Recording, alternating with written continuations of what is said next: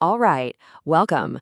Today we're going to dive into two really powerful biblical books that, when you put them together, they tell this one incredible story. It's a story that kicks off with a super urgent warning and lands on this just awe-inspiring vision of who's really in charge. So let's start right here with this intense plea from the Book of Jude. The author Jude basically says, hey, I wanted to write to you all about our amazing shared salvation, but I can't. Something so dangerous was happening that he had to completely switch gears. He had to tell them to fight, to earnestly contend for what they believed. So you gotta ask, what on earth was so bad that it demanded a response like that? Here's the heart of the problem. Jude isn't some gentle, friendly letter you'd read on a quiet afternoon. No, this thing is an emergency broadcast. It's like a fire alarm, blaring that the danger isn't just coming, it's already inside the building. And here's the threat he's talking about. Jude says these people have crept in unawares, which means they were insiders, not some outside enemy. This was a problem from within. And what were they doing? Well, according to Jude, they were taking the beautiful idea of God's grace and twisting it into a free pass to do whatever they wanted, to live immorally. And by doing that, they were totally denying the ultimate authority of Jesus Christ.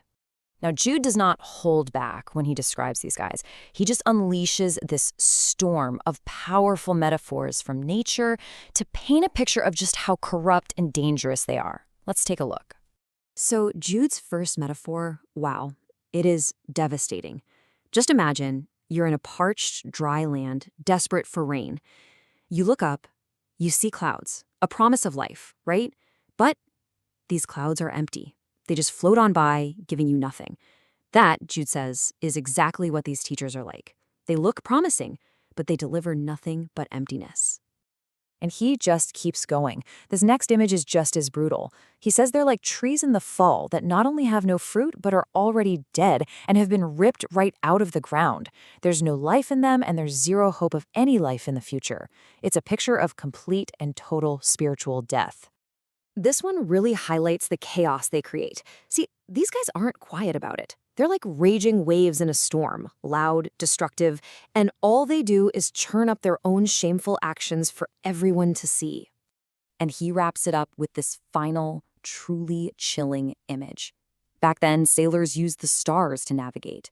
A wandering star, probably a comet or a meteor, was totally unpredictable. You couldn't rely on it. It would just lead you astray.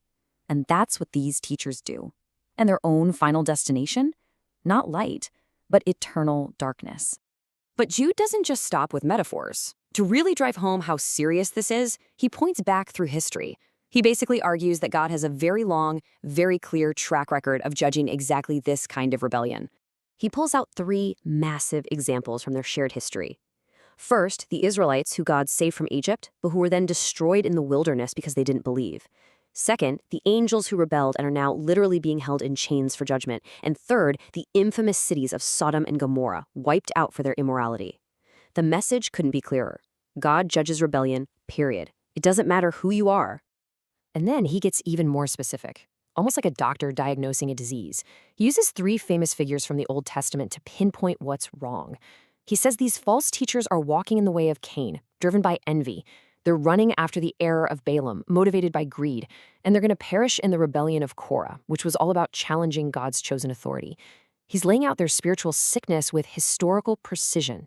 So this brings us to the real nail-biter of a question, right? Jude has painted this terrifying picture of chaos, of a church being eaten away from the inside. It makes you wonder, if all of this is happening, who is actually in control? And to get the answer, our story has to pivot from Jude's warning to a mind-blowing vision given to the Apostle John.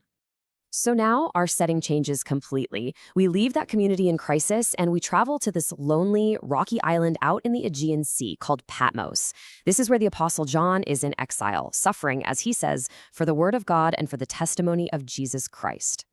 And it's right here, on this prison island, that John gets a direct revelation from the risen Jesus Christ. And this vision, it isn't just for him. It's a message that has to be written down and sent to 7 real churches. Churches that were dealing with the very same kinds of false teaching and turmoil that Jude was screaming about. John hears a voice behind him that sounds like a trumpet. And when he turns around, what he sees is the climax of our whole story. It is the ultimate picture of divine authority, power, and presence.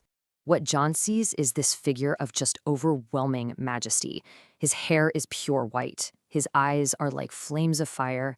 His feet glow like superheated brass. His voice roars like a waterfall. And out of his mouth comes a sharp, two-edged sword.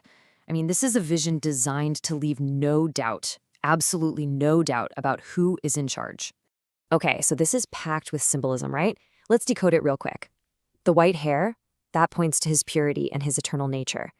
Those eyes of fire, that's his all-knowing gaze that sees right into every heart. The feet of brass, that shows the unshakable foundation of his judgment. The voice like rushing waters, that's the immense power behind his words. And that two-edged sword represents the piercing truth and justice that he commands. Now, what's really cool is that Christ himself explains two of the biggest symbols in the vision.